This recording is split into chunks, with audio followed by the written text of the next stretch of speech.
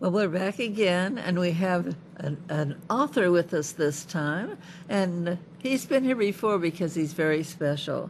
His name is Timothy Desmond. Hi, Timothy. Good morning. Do you like to call Timothy instead of Tim, or what? Tim's fine. Tim's fine, Yeah, thank you. okay. And I'm so glad to have you back, and I hope that you brought some new stuff in, huh?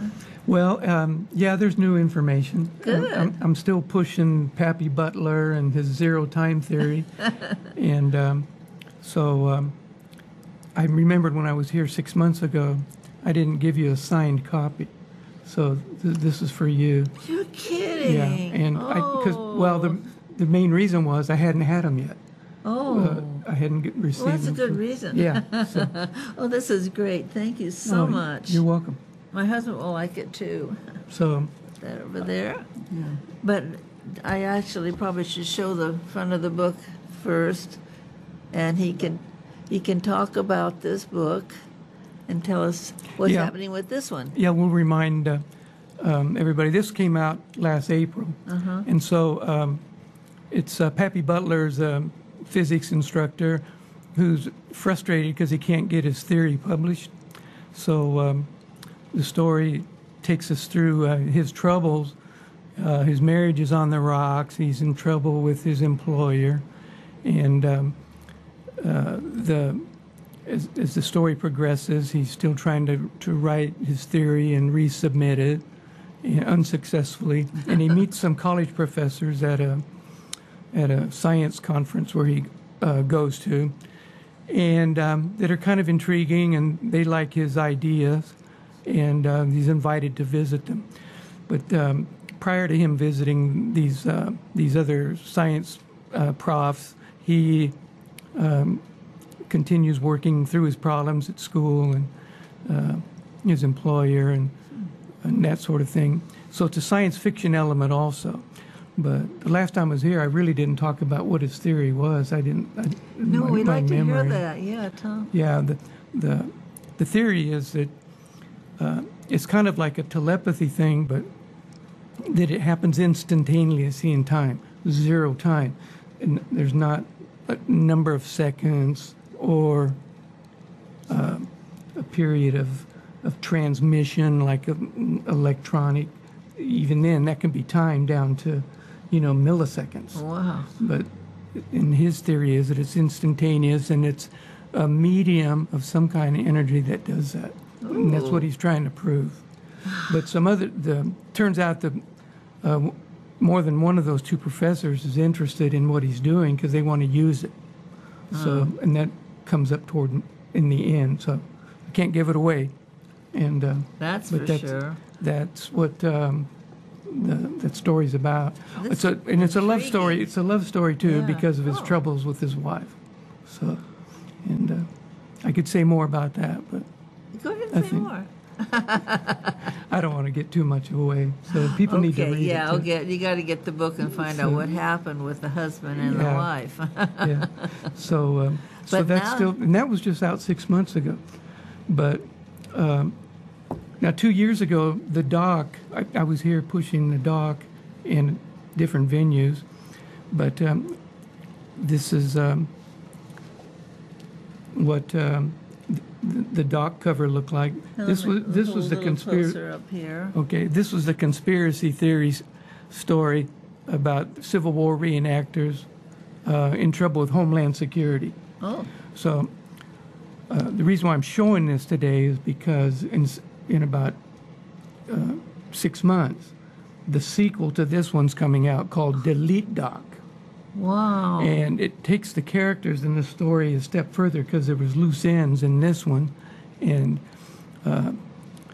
it's still the same main characters, and they uncover the stuff that wasn't completely told about in the end of this first novel. Oh, good. So it's still government conspiracy connected issues, and takes place back and forth, but the Virginia battles and also Battle of Gettysburg is in that. Wow. With the reenactors and what they're going through, and some Arkansas guys that they're friends with that go with them. Yeah. So, but anyway, that's all coming out in 6 months. So, Wow. Well, that's really good. May or June. You know, when we get a really good book, and you want to know more about the characters, so I'm really happy that you're coming out with something to follow this. The characters really make the story. I mean, the story is the feelings. I mean, the plot is what happens, but if the feelings aren't there, people will just toss it. That's right. If I don't feel an emotional response to something, I'm not interested in it. You know, you really have to touch somebody's mind or heart or something, and these are doing that. I know because I've had people tell me that. So that's a secret, but thank you. Spread the word. Oh, I certainly will. We want to. Are you doing any signings or anything at this time? I was in the spring. I did the book in a donut over there at the Fig Garden Loop at the Postnet last May. I also went up to Sonora. They have a street fair in Sonora, California, and I was on the sidewalk up there in front of that one could have been billed a book and a taco because it was at a Mexican restaurant, but it's kind of equivalent to our art hop, but it's during the day on a weekend, and they do it once a year. Up there, and there's artists on the street, and there's band and music playing in different places all over town. That's great. And it's a small, quaint, I didn't know about old Sonora, gold town on Highway 49. Great. So, great. And did you get a lot of response there? Interest in? I did. I mean, it was surprising, and you never know. But when you're out there meeting people and engaging them, and some people you're talking to, some of them are print readers and others are online readers. The younger people are reading online and tablets, but it seems like more everybody is these days. So, that's great. Now I've got 3 things coming after the first of the year. I don't have firm dates on yet, and I'll be back at the Book Barn after the first of the year. Fresno County Library, but I'm not sure which branch yet. And I'm looking at Barnes and Noble in the spring also. They've been very good to this publisher. Good. And several of the Black Opal Books publishers have had success getting Barnes and Noble dates for signings. And I mean, looking at how few bookstores there are left and how many people are out there trying to sell books, yes, do their signings and get events. It's really a different world than it was even 5 years ago. It is. So I think that people concentrate on selling the book, but the book is themselves, so they have to sell themselves with it too to make people, come and talk to you and everything. And some writers are introspective and not outgoing, but I don't know. It's tough. That's the other thing. It's a business. Well, there's a business side to it, and it's the marketing and it's not the same in the industry either. No, of what it was 10 years ago. It changes. So, the fact that you can self-publish it's such a humongous change. I mean, how many years of people no chance at all if it isn't picked up by a big publisher or something like that. Right. But it is work, and the artist is not always the businessman. A lot of us have trouble with that, going out and trying to sell it, because wow. It's true. It's true.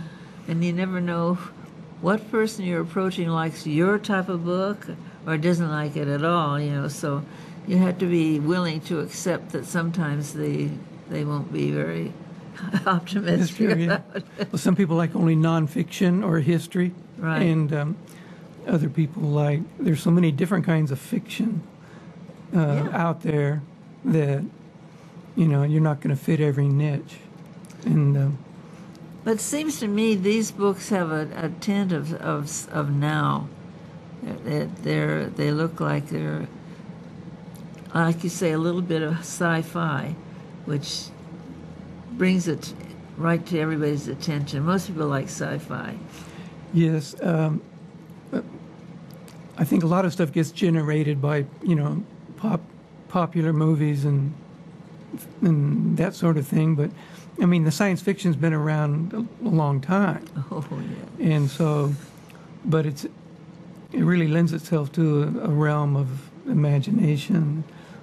I think, to me, the phenomena to me was surprising was the fantasy, and as well as the science fiction. Yeah, And fantasy. the taking off of the readership of fantasy and Harry Potter and the Tolkien stuff prior to that in the 80s. And so it a lot of different things out there for readers to read what they like. Yes, and I know people nowadays have a tendency to stick with what's in their hand and don't bother to pick up a book. And books are so fantastic. They're exciting. There's something that's new and interesting, something that sticks with you forever. Once you read a book that you really like, you never, ever forget it. Isn't that right with you? It is. I mean, when something grabs your imagination, whether it's nonfiction or fiction, or you can't put it down because it's that well written, and also. So, what was some of your favorites that you remember?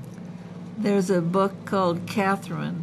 It's about one of the queens of England, and it's just fascinating. It's a true story of her life, but it's so fascinating that you just have to, wow, what's going to happen next? Right. Well, listen, how can anybody get in touch with you to get these, or where would they get these books? Well, they're available everywhere on Amazon, and they're at Barnes and Noble by order, and also on their Nook. There's PDF available from the publishers, blackopalbooks.com, and they have it available in every format for every type of device that you're reading on, like digitally. So I have a Timothy Desmond author page on Amazon that has all these titles that are currently released, and on the screen is timothydesmond.com. That's the main. That's my main website for the writing, and Okay.